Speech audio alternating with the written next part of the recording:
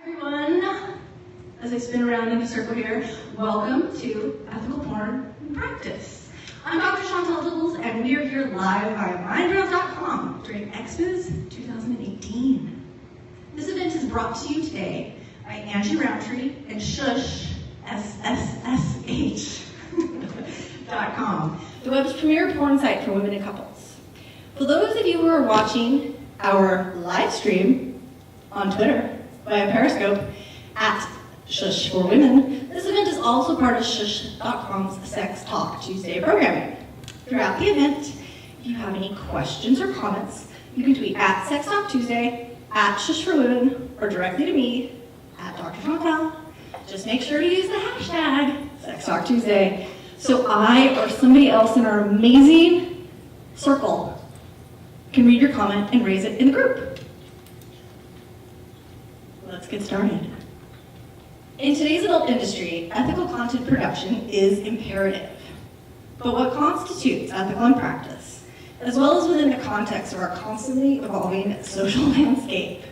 Today's discussion will explore ethical in air quotes, as it pertains to adult content production, a concept that transcends notions of correct in air quotes, sexual expression or genre, and emphasizes multifaceted standpoints as well as consent.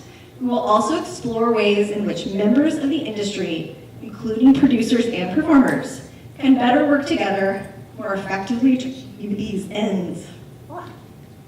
Let's do introductions. We don't have panelists, for those of you out there in the Twitter sphere, you can see. Instead, we have very nice invited participants who are going to introduce themselves right now. Hello. My name is Janice Griffith.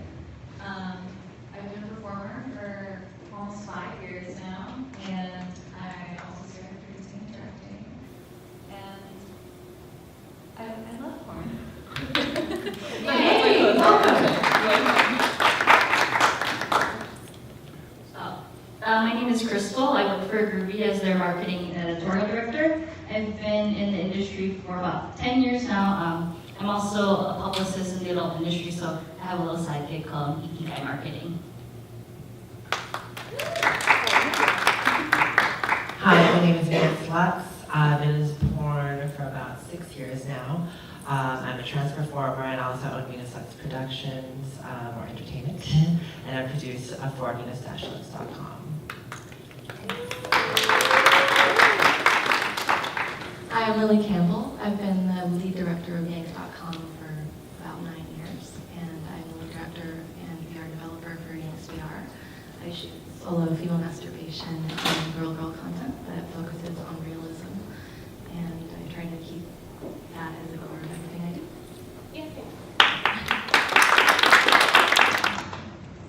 My name is Fran Marquez. I am VP of Operations for Rodney and Transational Fantasies. I've been in the business for about 20 years and a firm believer in communication with performers. And, that's about it.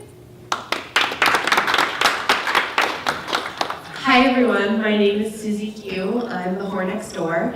I have been a performer since around 2010, 2011. I'm also an author. My book, The Truth, Justice, and the American Horror came out a couple years ago.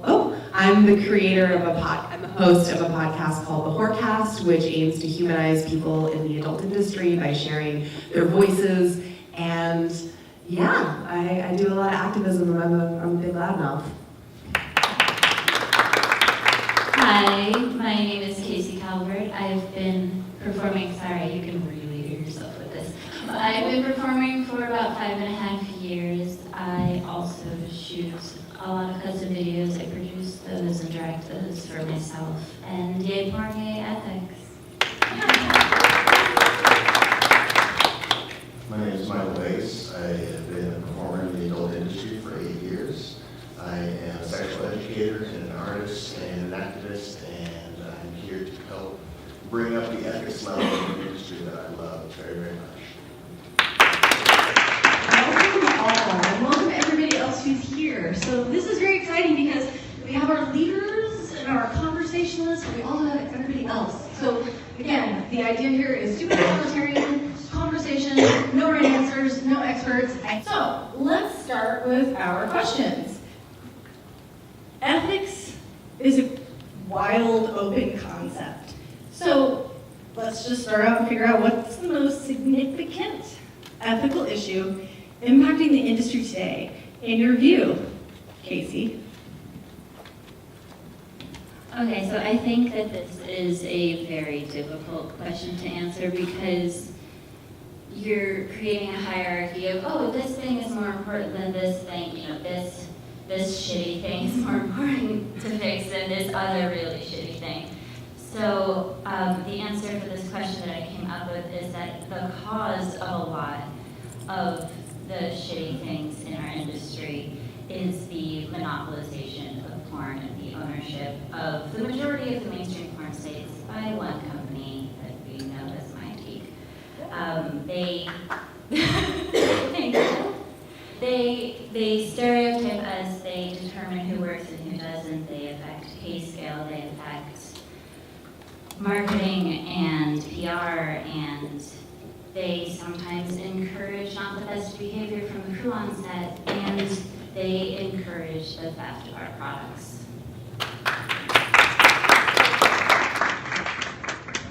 Janice, did you want to add something?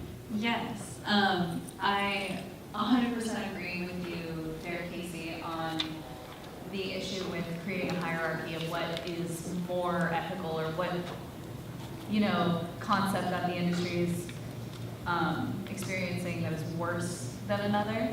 But I think one of the biggest issues that we face comes from the idea that porn exists outside of the society that we exist in, and that it's a bubble. You know, people like to say things like porn is racist, porn is sexist. Well, yeah, the world is racist and the world is sexist, so it would make sense that those values would exist in a form of media. And to try and tackle issues just within here without addressing the way that they exist in the entire world, I feel is counterproductive. And the way that we can move forward is by integrating a conversation between, you know, the general public and sex workers and having our voices heard. And I think that we're really moving towards that future, and people taking us more seriously and listening to us and respecting us, which is awesome. The most interesting theological issue about porn being a reflection of wider society, which wider society often finds uncomfortable. Kristel?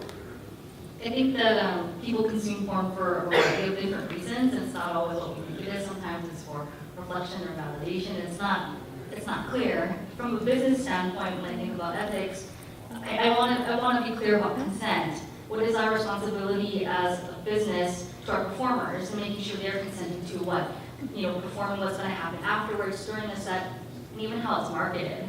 And so I think that there's a gap in communication. There's a lot of miscommunication between the performer base and the business end, and I want to help lessen that gap so we can have open communication, because I think it'll help for better communication and consent on both parts. Michael, you want to go next? I feel that accountability in our industry is one of the biggest problems that we have. We have so many people that know what they want. We know how to protect ourselves. We've been asking for it forever. But there's no accountability. If somebody does something, there's so much deferred responsibility that no issues ever get solved. You don't ever feel like you can come forward and have a safe space to voice your concerns if you think that the person asking if everything was okay, holding the check while they ask you, is going to withhold your paycheck. It's never going to feel safe. You're never going to be able to say, yeah, I wasn't treated fair on set today. This didn't go well. Who do I talk to? Who do I voice a complaint to? I've been assaulted on set and I filed a police report and nobody did anything because everybody wanted the check at the end of the day. So how do we actually hold those, both performers and content creators, accountable for their actions?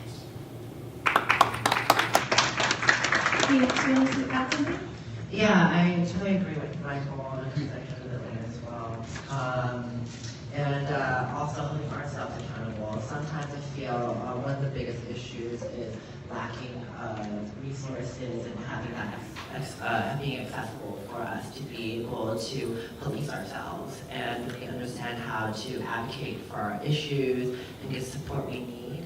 Not everything is very transparent in front of our noses and just say, okay, there's yellow pages for us to tap into as a performer speaking. I've been in some instances as well when it comes to a very worrisome moment where I don't have someone I can advocate for me. Specifically for the trans market, there aren't any agents that are playing the middleman to be able to have that level of discretion as a performer that, okay, I'm on set, I'm uncomfortable about something, but who do I talk to? I can't jeopardize my reputation. So that's what I can add on to that when it comes to ethics and just making sure things are available and transparent and also trans inclusive, specifically for me. So we've talked about a lot of things internally in our community, but I think the largest thing that we're all facing, no matter where we lie in the industry, is the stigma that affects all of our work, and that happens on levels such as banking and the policy level, but at the end of the day, it also affects some of the most personal parts of our lives, our friends, our families, our relationships. Sex worker stigma often ruins everything. I find myself saying a lot. And I think that overall is something we can all work together towards, getting ourselves out there and getting, as Janice mentioned, the respect that our community really deserves. We are treated as second-class citizens, but in my experience, we are America's best and brightest. And soon, very soon, people are going to start to treat us that way.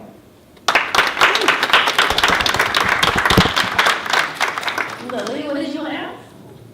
I agree with so much of what has already been said. There's so many facets of things that could be improved on that it is hard to say one thing is bigger of an issue than another.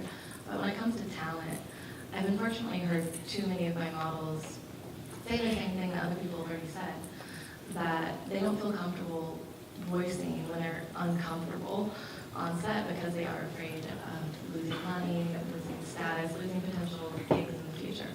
So I think that it's important that we sort of deviate from, this is much louder, isn't it? So we deviate from our normal, this is weird. It is weird. Yeah, right? Like, what is good? So great. So I think that it's important that we start to develop better relationships with our talent from the get-go. So when I hire models, I perhaps do it a bit unconventionally because I'm a bit smaller potatoes than a lot of companies out there, and I usually don't go through agents, so I have the opportunity to talk with all of my models on the phone. So I ask them about their comfort levels, why they're in the industry even, everything about why they're going to be there. And you don't want to go too far into that. That's a whole other can of worms that we could go into, but I don't want to. But I try to basically establish that they're actually comfortable with the content that they're going to create. And if they're not, then I honestly just tell them no, because I want to sleep at night. I want everyone to be comfortable with the whole process, from discussing, going to the shoot, doing the shoot, and after the shoot. No amount of money is worth not sleeping at night for anyone, so yeah. Fantastic. So Holly from Hustler had a comment/question. Hello. So I think one of the things that is affecting us ethically is exactly what everybody talked about, the way that we treat our models. My question is for Siouxsie. I know, put you on the spot. I feel like there should be, I know there's testing for models and all that, but there should also be some kind of like mental health, given the events, tragic events recently. There should be some kind of like, I don't know, where somebody takes the new girls under the wing, new girls and guys under the wing, and hey, this is what you can expect. This is, sometimes you're gonna get attacked on Twitter, you're too fat, you're too thin, etc. I think it's a lot, and it drives me crazy. And I would love to help out from Hustler or for myself personally, so. Yes. Mental health is an incredibly important issue, I think, nationally and internationally, but especially when we're talking about marginalized populations such as sex workers. And we've seen the ramifications of that in our own community very recently, and that's hit super close to home. Some of the solutions and strategies that I think we're coming up with as a community of performers, coincidentally, the Adult Performer Advocacy Committee, of which I'm a member, put together a presentation from NAMI, the National Association for Mental Illness, happened actually the week after August took her life. And that was a space that was there and made space for people to talk about mental illness, to come forward about it. So things like that. Also, I know that the Adult Performer Advocacy Committee is about to launch a peer mentorship program. Historically, I think we've all relied on mentorship, whether it's that girl that takes you under her wing at the strip club the first night, or someone who teaches you how to clean your butt out the first time you do anal. We rely on that. And formalizing that relationship through the organization that is by and for performers, I think, is really going to turn the tides. And those of you who have the privilege and the resources to, facilitate that, Holly, I'd love to follow up with you about making that happen and making it a reality so that there's a safety net for the next time our community gets hit as hard as it does pretty much every day, actually. So thank you for bringing that up. Allison, you have something you wanted to add? Yes, I'm really excited to hear that there's a formalization happening of that safety network, because one of the biggest things that everyone here is saying is we're kind of finding a monolith between old values, old culture, and production values and performer values, and keeping ourselves safe and keeping our performers safe. There's such a power dynamic inherent in who holds the check and who doesn't, and the only way I think we're bridging that right now is through our personal relationships and communication on the very micro levels of talking with our performers personally and trying to be there for them. I'd like to see more of that from content producers reaching out to their performers and being their advocates, because we wouldn't have a business without you. You're important and you're people, and that humanity gets so lost when money gets involved. Moving back to Janice. Hi. So I just wanted to add on the topic of mental illness and APAC. I find that, the agents in our industry are not working to make things better. I say that we disband all agencies, just like for the record, just putting it out there. They're all scum and horrible people, I'm sorry. But, they're the people who perpetuate the interracial rates. They're the ones who tell girls that they can't miss a shoot because they want that commission check. And I also find that, when I have gone to APAC meetings, most of the performers there are independent performers. The agents are not working with the Adult Performer Advocacy Committee, which is kind of ridiculous in my opinion, because if we want to make our industry a better place, that's where to start. It was created to be a place for performers by performers, and the people who are supposed to look out for you or handle your career and book you shoots aren't invested in any other part of your life. They only care about what you're doing for work or what you can do for them. And people are getting lost in it. People are falling through the cracks. People are not taking care of themselves because they think that this job is more important. And we really need to sort of force a presence and be like, hey, we're here to stay. We're here together and we want to help each other. And sort of not give them a choice. You have to work with us or else. And it's only a matter of time before they're too old anyway.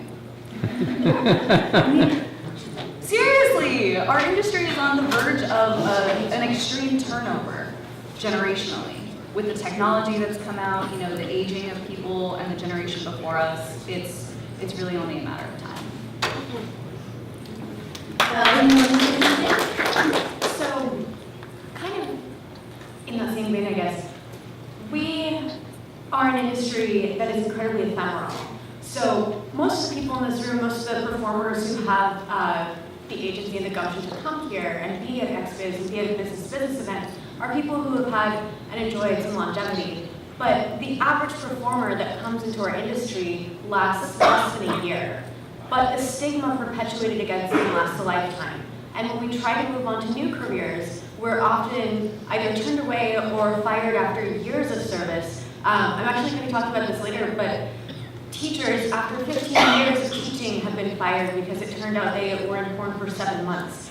Even a guy who did porn, he was fired from Subway. Like, we can't even make a fucking sandwich for people. And so we need to acknowledge that there is a very quick turnover rate and there's a constant influx of teenagers coming into this industry and making a lifelong damning choice for themselves. And I'd like to urge companies to hire from within the talent pool. Like, when performers want to exit the industry and they can't, and every opportunity is just not open for them, that's when we see a lot of performers start to speak out against porn and talk about how victimized they feel by the industry that once gave a shit and suddenly didn't.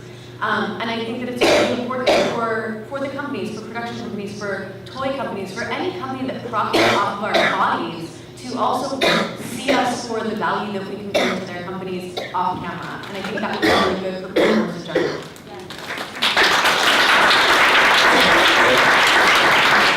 Raises many issues associated with the intersection of the industry and wider society, which is something we need to talk about more. Casey?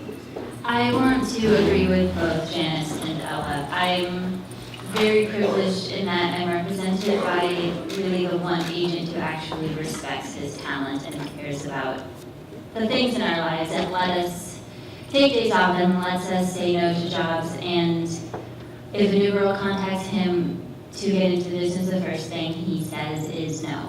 Why do you want to do this? You don't get to do this. This is going to change your life. You have to understand all of these things before you take this jump. Once you shoot one scene, you've done porn forever. And I think that one of the actual changes that we can make to make things better is educating all of these new people who come in. I think maybe we do this through the testing facilities since the agents don't seem to want to participate. So maybe we do it through testing, we do it through APAC. I know I'm going to participate in the peer mentoring program. I'm really excited for it. Or we try to combat the influx of new talent. We have to come up with a way to tell these 18-year-old girls in a way that they can understand that this is going to change your life. You know, porn is so accessible these days. Every kid with a cell phone can watch porn. And so kids grow up thinking that porn is normal, which is great. The normalization of porn, I think, is great. I think it really helps us with a lot of things. But at the same time, all of these kids get into porn thinking that it's going to be a quick way to make a couple dollars, and you know, it'll be fun, and I love to have sex, so I'll be great at porn, and I'll be famous, and all of these other things. And they get into porn and they realize that porn is work. And it's not this super fun party that it looks like on the internet. And then they leave. And then they can't work at Subway. which is horrible. I hadn't heard that. And so we have to educate them, we have to. I wish I had answers for how, but as a whole, as an industry as a whole, we have to come up with a way to educate these people. Rebecca, you had something you want to say? I love all of this. I'm so happy about all of the stuff that we're talking about. Something else that I talk about all that stuff too, but something I also like to talk about is educating people who are watching porn about paying for porn. Because I want to pay my girls and talent as much as I can pay them, but I still have to pay for the office, I still have to pay myself.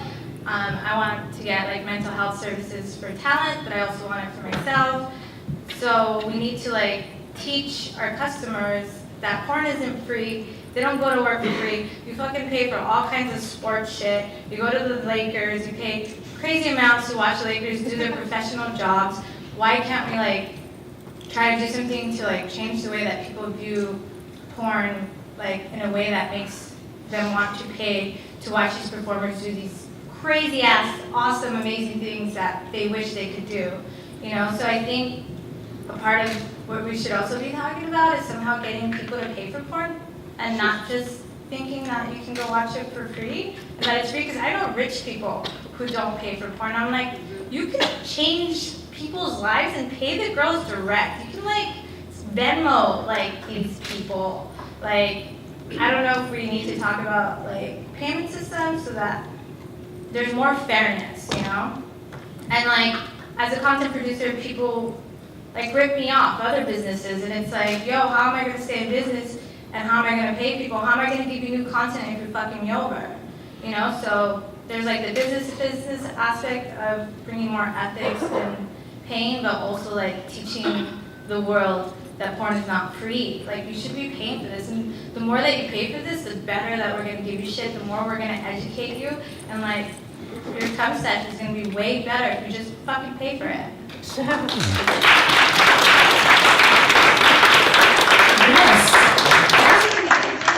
The world thinks that porn is not a good worth paying for. It's extremely interesting. An interesting comment on Twitter that we have right now. The only thing that will change the perception of porn is porn itself. The responsibility lies with the creators of said porn. The definition of porn itself will change in order to create a more cohesive relationship with society. Just saying. Michael, you wanted to add something? Yeah, I wanted to touch again on the influx of performers and the problem that we have of people becoming disposable.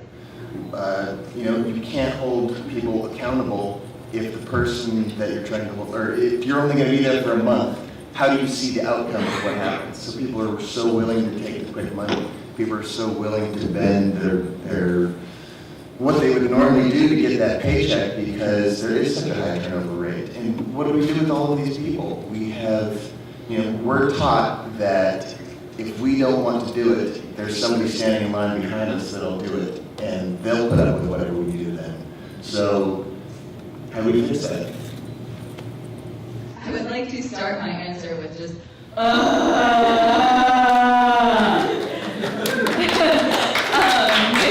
it's not our responsibility to change the way that you feel about us, that you decided you felt about us without our input anyway. We didn't tell you how to feel, and I just think it's absurd, like, oh, well, you know, we did this to you, now you have to clean it up. We treat you like shit for existing, so exist better. Exist so that I can think of you better. Can you just be better, in my opinion? I'm sorry for, as you can see, I got excited by that question. I got a little bit upset because it's just, there's so much blame and responsibility placed on us. You know, in America, we don't have great sex education. Actually, statistically, it doesn't have to even be scientifically accurate, and it's legal to teach abstinence-only sex ed in multiple states. And somehow, pornography became sex ed, and now it's all our fault that people are having sex in unhealthy ways, even though that's not our fucking job. That's just not our job. We're not educators. We're not qualified to do that. You know, we can speak to our own experiences, but it's just not our job to do that. Our job is to have sex on camera. Literally, that's it.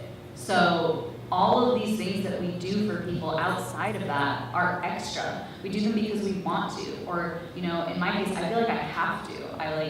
I have so much privilege having been in the industry for as long as I have. When you say the average lifetime of a performer is 7 months or a year, it's crazy. But we need to step up and do something because obviously no one else is going to. sorry. And now Ella. Can I say that tweet one more time? Or just read it one time for all of us to share and enjoy? Yes, let me find it. Oh, Casey, somebody has something to say to you. Oh, really? Yeah, I'll read it to you in a second. Okay. The only thing that will change the perception. Okay, the only thing that will change the perception of porn is porn itself. The responsibility lies with the creators. What the fuck do you think we've been trying to do for 50 years? Do you think if there was some magic, like, spell we could cast, we haven't already fucking prayed to the Dark Lord and done it already? Like, when do we put the onus of humanizing marginalized people on the marginalized people themselves? We can think the fucking world of us. We can look around and be the best goddamn people we are, like we always do, and you're never gonna see it. That's the biggest sack of shit. And it's such a great way to defer your personal responsibility to see humans as humans and to right your personal wrongs against marginalized individuals. Many times, people who are marginalized on many levels. It's absolute nonsense. And I share your guttural groan.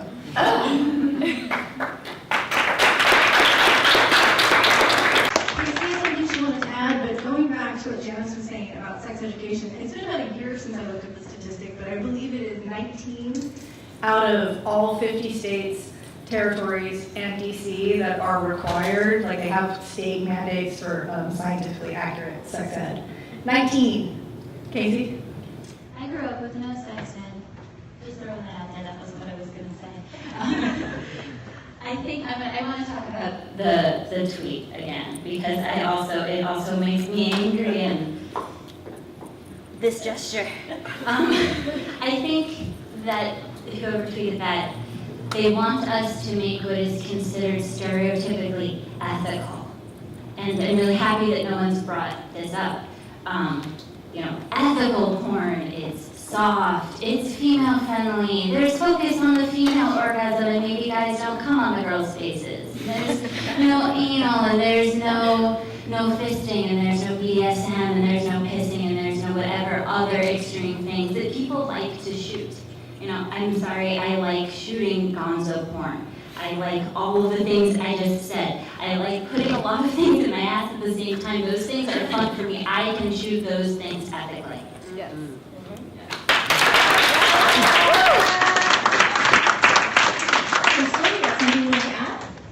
So I wanted to say that for the last about year and a half, I've been doing this educational workshop on destigmatizing porn and its consumption. And one thing that I learned from our participants is that a lot of times they didn't want to consume something because they thought what they saw was true. And one point that I always had to make was, it is not the responsibility of porn to educate.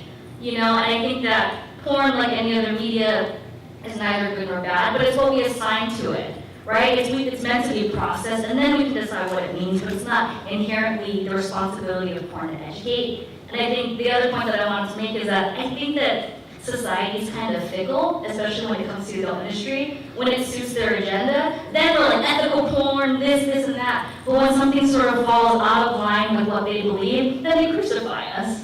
And the truth of the matter is that we cannot rely on the outside stuff because they are fickle. So I would like to see more community dialogue. I would like to see more open communication between performers and to producers, because I think there is a power difference, and I think it makes performers scared to talk, and I don't want that, because then nothing happens, or something scary happens, or damaging happens. And so we have to think about ways that performers and producers can safely talk about these things in a way that's helpful and constructive.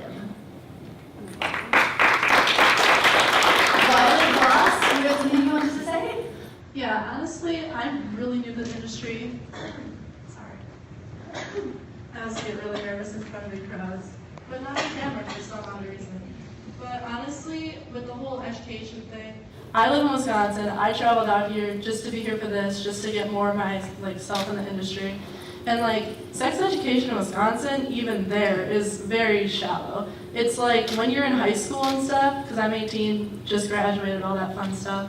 It's just like, wow, there's nothing really teaching you besides don't have sex until you're married. And that's not good enough. We need more than just that. We need to expand on what are the good positives. Like for some people, mental health. You have sex, the endorphins through your body help you get through that hard time. So there's definitely a lot of positives with having sex. It's not all bad, and yes, I really do think people should pay for porn, because I did one scene and there's already millions of torrents on it, and I think that is pathetic. And going off of, I don't know who said it over there, but with the whole BDSM stuff like that, I feel like a lot of people who aren't really into it, they judge it hardcore and they feel oh, that's not cool. Why do you do stuff like that? It's because it's enjoyable for me. I love it. And it's just one of those things that it's really more unique on stuff. I don't know. Sorry, I'm really bad with talking sometimes.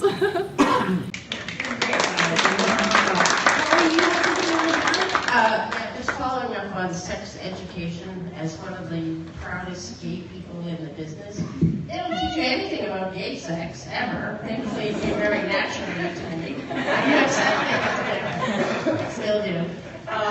Anywho, and then for your point about paying for, I think as producers, we have to start making porn that's worth paying for. I mean, I don't know a lot about heterosexual sex, but it seems like it's like 2 minutes, I go down with a girl, I give a blowjob, I'll bend over, do anal, and then that's it. So it's like, okay, that's really interesting. So we have to start making better porn, and we have to also start treating our women and men like human beings. You know, they're not commodities, they're humans with emotions, and I think that's our responsibility.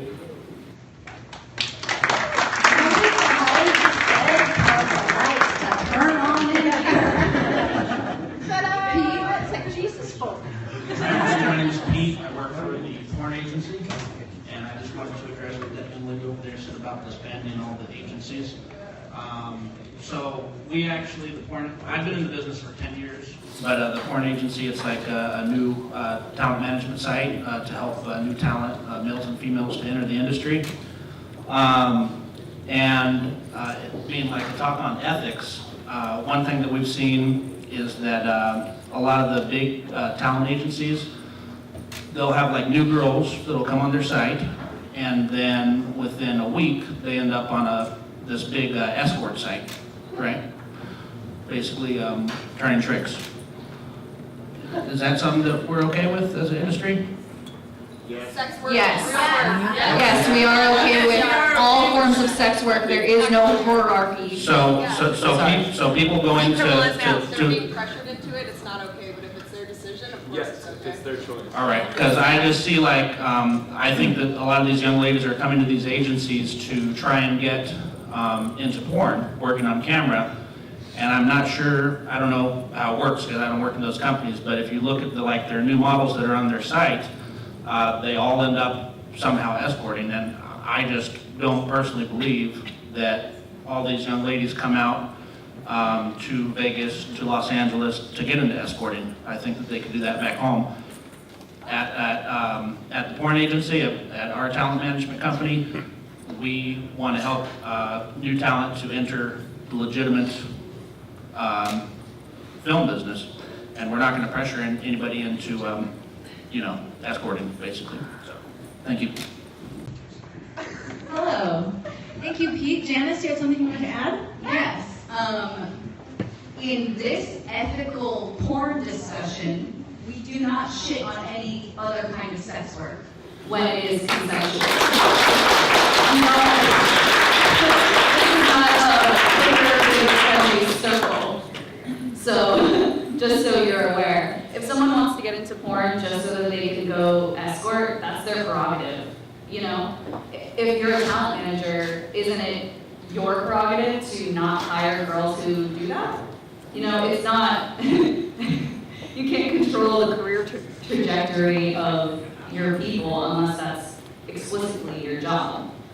I had a different point that I wanted to make, but I just got so upset by hearing someone speak against, a horror of any kind in my presence. I'm sweating with rage, but it's fine. The point that I wanted to make went back to, I'm sorry, I don't remember your name, you work for Grooby. Kristel. Yes, okay. So with, creating porn and stuff, there are a lot of creepy things that exist in pornography right now. I saw a border patrol porn the other day, and in this current political climate, I think it's wronger than ever. Is wronger a word? I don't care. We have a responsibility to say no to those things, and large production companies have a responsibility to be better than clickbait. It's really scary that I can go online and if I search my name, stuff like fucking women in jobs comes up next to it. It's very scary and creepy and objectively wrong. Sorry, I'm not sorry for saying that. It's wrong and it's fucked up, and we do a lot of weird fucking things, and I know that some people are in positions where they don't feel like they can say no, where, you know, they have to pay their rent that month, so they can't say no on set. It's, you know, hand in hand with what Michael was saying, where they literally do this. They hold your check while they film a release, where you say, no, I did not do anything that I didn't want to do, while they're actually, literally holding the check next to a camera. It's a pressured existence, and a lot of the issues that we face, everything that everyone's talked about, goes back to seeing people as people, seeing humans as humans, and ending the dehumanization of sex, the way that we detach it from the rest of our personhood, where sex is this secret, scary, shameful thing that we don't want to talk about, we don't want to acknowledge, because then it makes it real. You know, we don't want to talk about how porn affects society in any positive ways, because then we have to admit that it is an inherently neutral existence. It's a medium, not a monolith. And the people who are making border patrol pornography are making this word porn, they're demonizing it, because there are people who make things like solo masturbatory porn. Is that person on the same level as someone who's making extremely violent, non-consensual pornography? I don't think so. So we need to talk about the way that we say, you know, porn. What do we mean by porn? It's inherently neutral. What do you make of it? Because people do consume porn for a variety of reasons, whether it's just to explore, to see themselves in something, to just consume media. I know when I watch porn now, I don't really get aroused. I'm like, oh yes, research. Like, oh wow, her butthole looks super clean. Like, gotta ask for that tip. I don't know, it's what you make of it, and I'm happy that we're having all these conversations. I'm sorry for going on 10 tangents, but support all of us.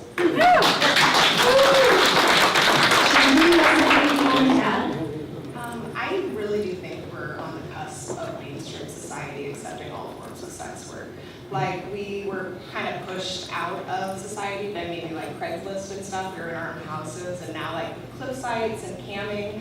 I think you're more than likely now than ever before to have known a sex worker. I mean, we probably already did, but it's their biggest secret in life. So that is something I really want to help change. And I am a very privileged person because I work from home, and I want to help all different forms of sex workers. I'm not going to take part in the hierarchy that like society wants us to get into. We are already pitted against each other as women, and I'm not going to get into that. So I am really excited for society to start accepting us. I really see it coming, you guys. We're at the forefront, and it's an exciting future. I'm excited to be part of this. So there was a very, very strong reaction to this gentleman over here. Rightly so, I think. No offense to you. But I think that there is some meat to what he was saying, in that there are agents, very big agents in our industry, who bring in new performers, book them enough to get them hooked, and then stop booking them. But hey, you know what? I do have these escort jobs, and I'm not going to book you unless you escort. Escorting is fucking phenomenal, and it's great if that's what you choose to do. But when you get coerced into it by an agent who is basically taking away work from you and locking you in a contract for years, that's when it starts to get really bad. And I hope that that's maybe more of the point that you were trying to make. And the big problem with that is that as an industry, I have to say, it is so just awesome hearing all the performers react the way that we did to that. But I think if you've been in this industry long enough, you know that there is a huge hierarchy, and there is a whorephobia amongst other performers, and there's stigmatization against people who escort and people who do crossover porn and trans people in general. Like, there's this vilification that goes on amongst performers. And so when you are someone who escorts or is coerced into escorting, you're then stigmatized by the people that you share the industry with. And I think that that is something that we need to think about, something that with this new generation, I think we're going to change.